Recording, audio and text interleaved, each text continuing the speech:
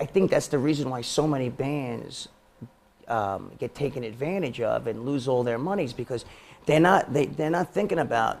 CC DeVille, the man once chosen to replace Slash, the one who crafted the riffs that took Poison to the top of the Billboard charts. But it was also him who, in a fateful night at the 1991 MTV Video Music Awards, caused everything to collapse in just a few minutes, playing the wrong song, dropping his guitar jack in the middle of a live broadcast, then getting into a backstage fist fight and being kicked out of the band that same night. Yet success never comes alone. It brings along drugs, alcohol, ego, and nights drowned in screams, hallucinations, and loneliness.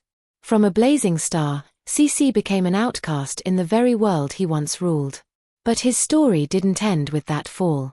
So who is CC DeVille really? A reckless artist lost in the whirlwind of parties and drugs, a victim of fame, or just a Brooklyn kid with a guitar and a dream too big for the harshness of Hollywood? Let's dive into the story of CC DeVille. A tragedy, then a rebirth. A winding journey where stage lights were never enough to hide the darkness inside. And in the final chapter, a CC DeVille who once lost it all but never stopped fighting his way back. Early life, CC DeVille, born Bruce Anthony Johannes, entered the world on May 14, 1962 in Brooklyn, New York, into a working-class Jewish family. His father worked in service, his mother at a retail store. They weren't well off but did their best to provide their son with as stable a life as possible in a neighborhood where honking cars, the smell of gasoline, and the muffled arguments from the apartment next door were the nightly soundtrack. Bruce's childhood was far from peaceful. He often described himself as a weird, lonely kid always lost in my own world. While other children played ball in the backyard, Bruce locked himself in his room, buried in the radio and stacks of old vinyl records by Kiss, the Rolling Stones, Lou Reed, and David Bowie, the eccentric icons who planted the seeds of rebellion in his mind. Around the age of 6, his parents quietly separated. No screaming, no court battles, just a silence that left a gaping hole in the heart of a sensitive boy. He once recalled, "I learned to scream through the guitar because nobody at home ever really heard me." That first guitar, a holiday gift from his mother, became his closest friend and his only escape from the feeling of abandonment. Bruce started playing guitar at age 5. No teacher, no formal training, just a burning inner drive. He practiced until his fingers blistered, taught himself chords from vinyl sleeve inserts, and mimicked every movement of musicians he saw on TV. Music became his personal religion and the stage the only place he ever felt truly seen. Bruce wasn't a great student, but he wasn't stupid. He was smart in a rebellious way, more interested in breaking down song structures than solving equations. After high school, he enrolled in music at New York University, but the rigid curriculum and performance pressure couldn't contain a soul yearning to break all limits. He dropped out after just 1 year, a decision that disappointed his family. But to Bruce it was the only way to stay true to himself. Eventually he left Brooklyn and left the name Bruce Johannes behind. With just a few hundred and an old guitar he headed for Los Angeles, a city of blinding stage lights and dangerous traps. There Bruce was reborn as CC DeVille. No longer the lost boy from Brooklyn but a fire looking for a stage to burn on. Early career. When CC DeVille arrived in Los Angeles in the early 1980s, he brought nothing but a beat-up guitar, a handful of unfinished demos and a stubborn belief that he was destined to be a star. At the time LA was the holy ground of rock and roll, which also meant it was a battlefield. Every street corner, every nightclub was an unofficial audition stage for the Hollywood dream where hundreds of guitarists were willing to bleed out on stage just for a few seconds of attention. CC drifted from one band to another. No name, no contract, no clear future. He played with a group called Screaming Mimes, then jumped over to St. James, a mid-tier glam rock band. But wherever he went he carried one constant: manic energy and a defiant attitude. At small gigs along the Sunset Strip people might not remember the songs but they never forgot Devil's guitar. Loud, cocky, and ready to explode at any moment. Yet behind that chaos was a calculated strategy. CC knew he wasn't Steve Vai or Yngwie Malmsteen. He didn't live on technical prowess. He thrived on personality. He turned the guitar into a performance weapon, an extension of his body, a storytelling device. In a scene packed with talented but forgettable players, DeVille chose to be the one you simply couldn't ignore. And then the opportunity came. In 1985, the rising band Poison, looking to replace lead guitarist Matt Smith, held auditions in Los Angeles. Among the candidates was a notable name, Slash, who would later become a legend with Guns N' Roses. But Slash didn't make the cut. His grittier style didn't fit Poison's glam aesthetic of makeup, hairspray, and theatrical flair. Then CC DeVille walked in. He didn't just deliver a wild audition. He played an original riff that would eventually become the iconic intro to Talk Dirty to Me, the hit that put Poison on the rock map. Bret Michaels later recalled, "The moment CC hit that riff, I knew we were hearing something different. Raw, messy, but alive." CC was chosen. From a wanderer scraping by in dingy clubs, he became a full-fledged member of a rising band. And he didn't just bring his guitar. He brought chaos, contradictions, an extreme lifestyle, and the first sparks of a fire that would one day consume the band itself. Successful career with Poison. Joining Poison in 1985, CC DeVille entered the golden era of glam metal, a time when everything was exaggerated. The guitars, the hair, the emotions, and the rebellion. He wasn't just the lead guitarist. He was the most dangerous catalyst in the four-man lineup. The ingredient that made Poison stand out among a sea of hairspray bands and foundation-covered faces. Their debut album Look What the Cat Dragged In, 1986, was their first big explosion. Despite its modest budget and low expectations, CC was the one who wrote the legendary opening riff of Talk Dirty to Me, a song that would later become not only Poison's signature hit but also an anthem of the glam metal era. He also contributed to writing songs like I Want Action and I Won't Forget You, showcasing his ability to craft simple yet highly impactful melodies, the kind teenage fans at the time couldn't resist. With his spiked hair, tight leather outfits, and flaming BC-rich guitar, CC wasn't just a musician. He was a living performance. Poison entered the late 80s as rising rock royalty. Their second album Open Up and Say Ah, 1988, catapulted them into the ranks of America's top-selling bands with over 5 million copies sold.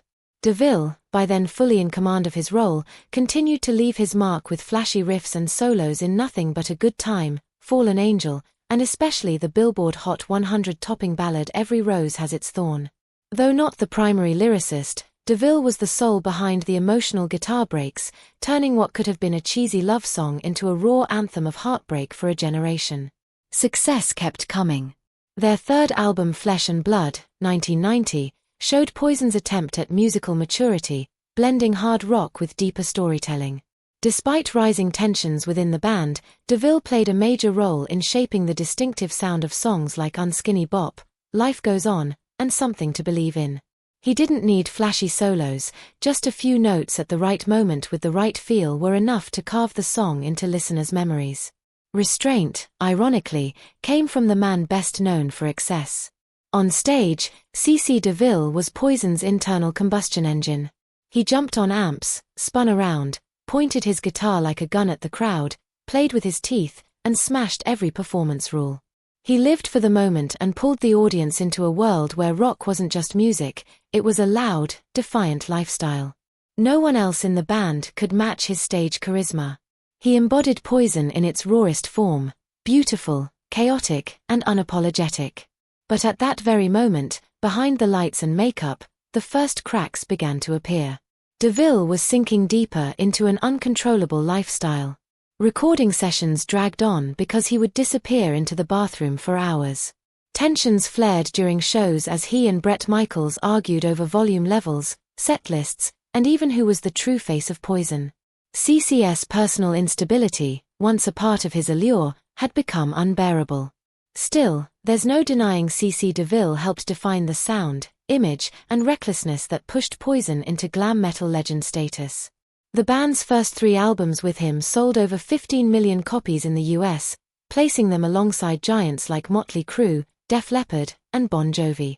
But like any long-lasting high, the crash is always painful. And for CC DeVille, the end didn't come gradually.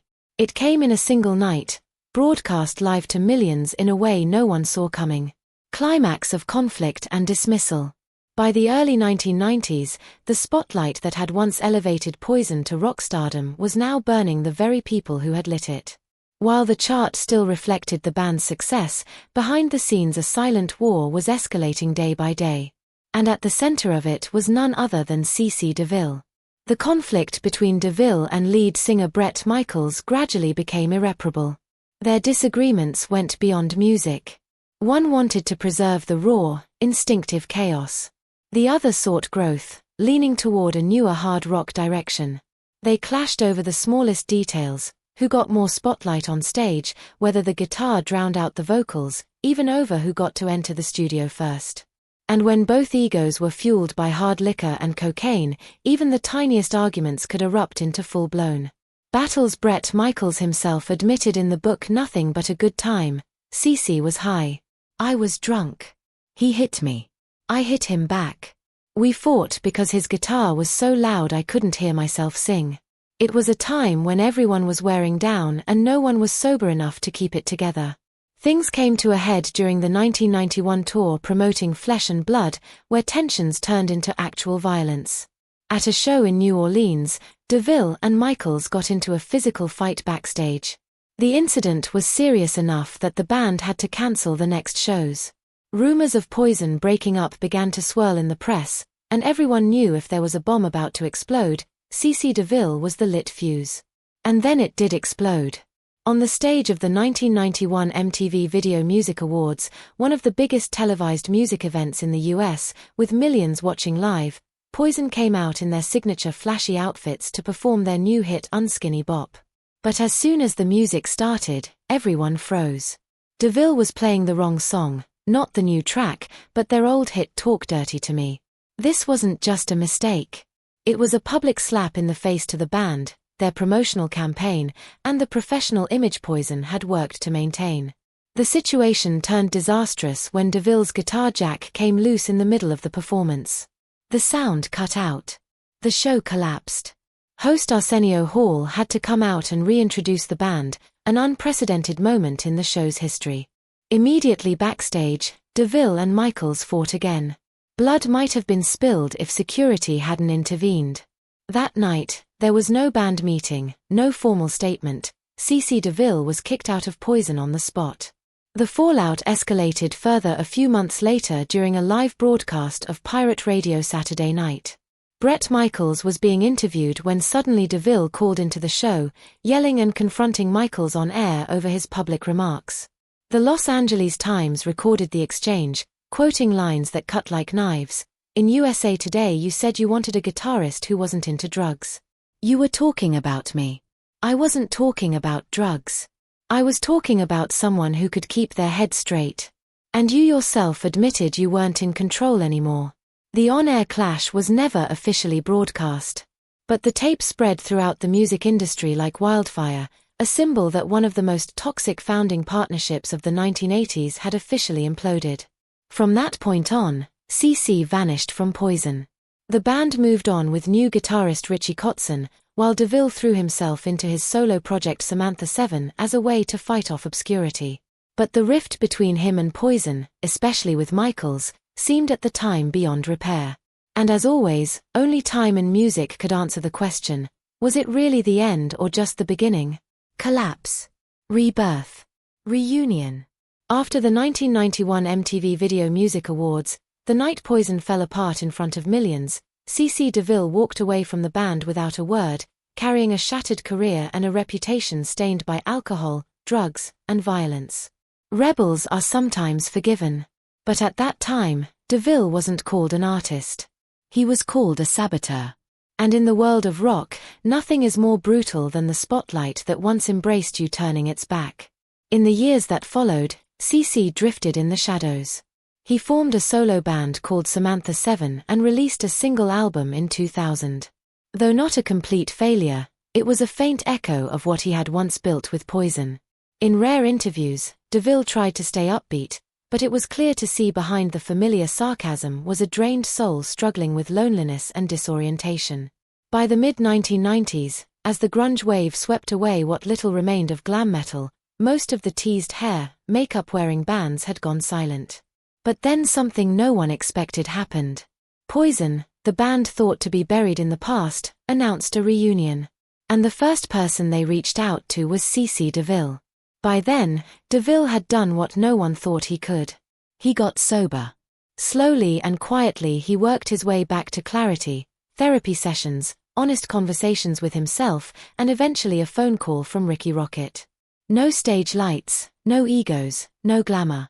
Just a simple question: are you okay?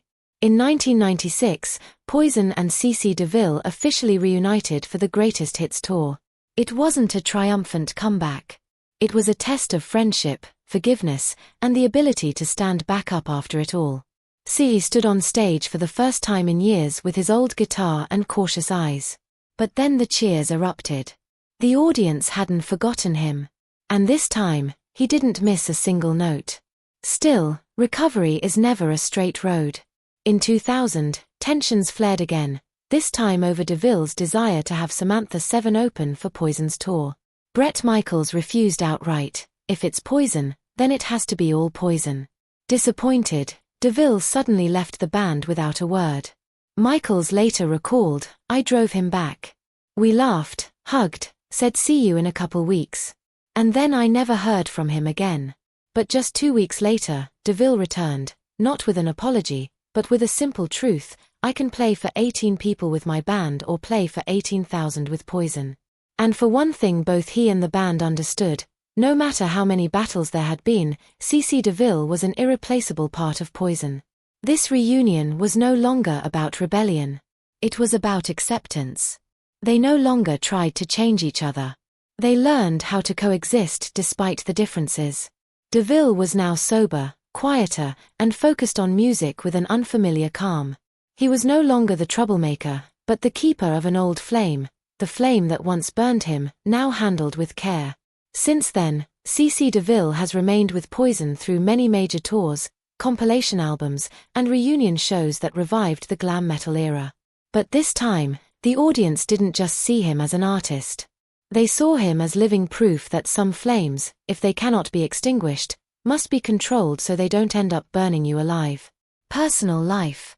Offstage, DeVille was once the embodiment of everything wild a rock star could be: endless parties, fleeting relationships, and a long list of scandals, many of which he himself could barely remember. But behind that defiant exterior was a soul constantly longing for genuine connection, something DeVille rarely experienced during his peak years.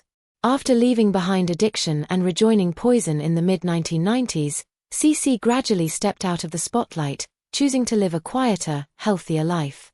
Partly because he was exhausted, but also because something new had entered his world: family.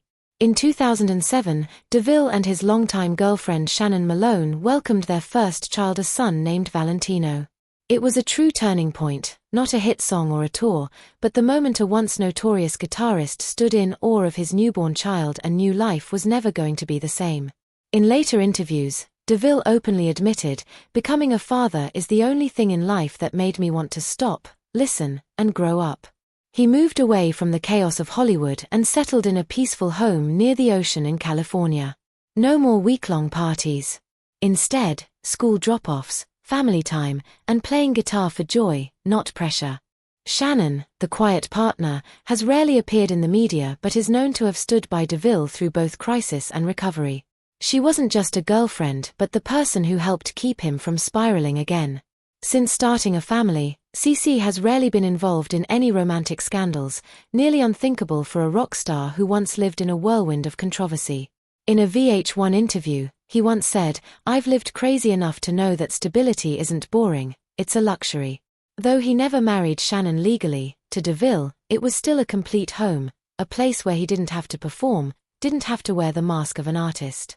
He lived as a father, a partner, a man who had walked through fire and chose to preserve the part of himself that remained. In a rock world once drowned in early deaths, broken relationships, and personal tragedies, DeVille's choice to slow down and live kindly may be his final form of rebellion. But this time, it's a rebellion to hold on to who he truly is. Present life and legacy. Now in his 60s, DeVille is no longer the guitarist leaping across the stage in glittering leather outfits like in Poison's heyday. But he hasn't disappeared. On the contrary, DeVille now exists in a different way, quiet, mature, and deeper than ever. He lives in California with his partner Shannon Malone and their son Valentino, where the spotlight has been replaced by the soft light of everyday life. In 2024 and 2025, CC DeVille has remained closely connected to music even though he no longer takes part in large-scale tours. Poison originally planned a major reunion tour in 2025 featuring all original members including DeVille, but the plan was cancelled when lead singer Bret Michaels took a break to focus on his health, particularly to manage his diabetes. Still, the band has confirmed they will return in 2026 to celebrate the 40th anniversary of their legendary album Look What the Cat Dragged In, and DeVille will be an indispensable part of that milestone event. Even offstage, DeVille hasn't been idle.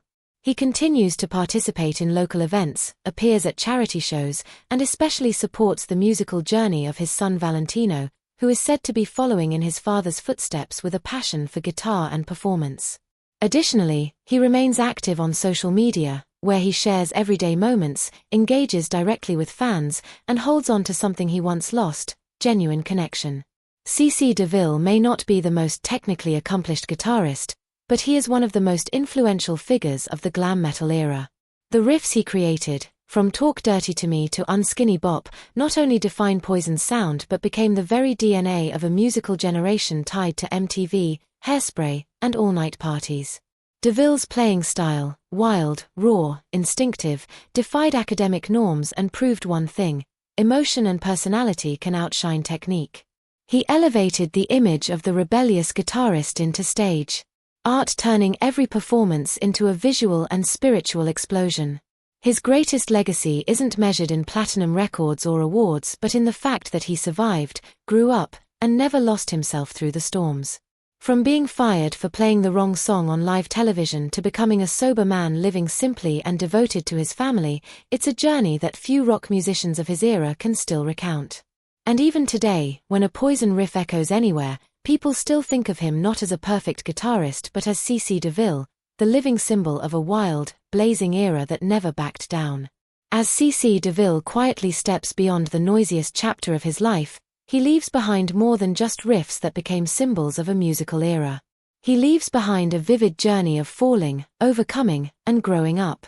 His life stands as a reminder: even when everything falls apart on the biggest stage, you can start over if you're brave enough to face yourself. He didn't need to be perfect. CC DeVille became a unique role model for those who dare to live authentically, dare to rebel, and dare to make things right. He is living proof of something that seems simple: sometimes survival itself is a great victory. CC DeVille will forever be an essential part of glam metal, a distinct face in the history of rock, and an inspiration to anyone who's ever thought they've gone too far to turn back. CC DeVille's story is not just the tale of a glam metal guitarist who helped define an era, it's a story of fire, fall, and forgiveness. Born Bruce Anthony Johannesson in Brooklyn, New York, CC's early life was far from glamorous. Raised in a working-class Jewish household and shaped by loneliness, he turned to music not as a hobby but as salvation. His guitar became a voice where no one listened, a friend where no one stayed. When he arrived in Los Angeles in the early 1980s, DeVille wasn't the most skilled guitarist, but he was unforgettable. His brash, unapologetic style and signature riffs made him stand out in a saturated scene. He wasn't about technical precision, he was about feeling, performance, and attitude. It was this spirit that landed him a spot in Poison, where his now iconic riff for Talk Dirty to Me helped catapult the band to stardom. But with fame came chaos. CC's wild energy and party-fueled lifestyle began to erode the band from within. His relationship with frontman Bret Michaels deteriorated, and by the early 90s, DeVille was unraveling. The breaking point came during the 1991 MTV Video Music Awards, where he played the wrong song live on national TV, fumbled his equipment, and ended the night in a fistfight. By morning, he was out of the band, and out of the spotlight. Yet, DeVille's collapse wasn't the end. It was the middle. In the years that followed, he battled addiction, obscurity, and identity. His solo efforts with Samantha Seven showed sparks but couldn't reignite the fire. As glam metal faded under the grunge wave, DeVille seemed like a relic of a forgotten age. But in 1996, Poison called again. He was sober. He was ready. And the crowd still roared. The reunion wasn't perfect. Egos still clashed. Old wounds reopened. But DeVille stayed.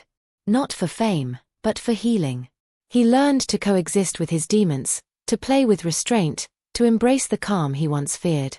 Offstage, CeCe found something even more meaningful: family. With longtime partner Shannon Malone and their son Valentino, DeVille built a new life far from the chaos. He left behind the endless parties for school runs, traded fistfights for fatherhood. Stability, he once said, isn't boring, it's a luxury. Today, CeCe DeVille lives quietly in California, playing when he wants, still carrying the same guitar that once screamed rebellion. But now it sings wisdom. His legacy isn't just every rose has its thorn or unskinny bop, it's proof that even the loudest flame can learn to burn steady. CeCe DeVille didn't just survive rock and roll. He transcended it. What do you think about CeCe DeVille's turbulent yet courageous journey? Which moment of his career left the strongest impression on you? Leave your thoughts in the comments below. Hit like and subscribe to join us in uncovering more untold stories of music legends. Thanks for watching. See you in the next video.